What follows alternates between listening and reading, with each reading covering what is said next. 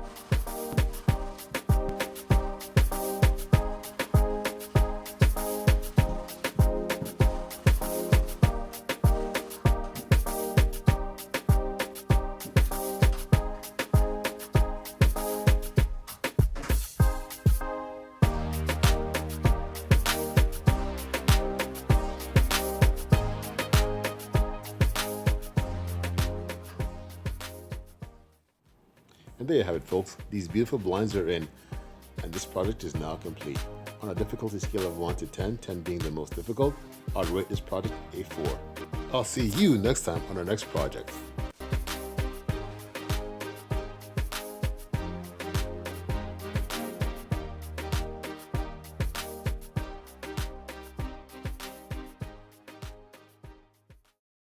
If you thought this video was helpful, help me grow my channel. Give me a thumbs up, hit that subscribe button, hit notification, leave me a comment, and I'll see you on our next project.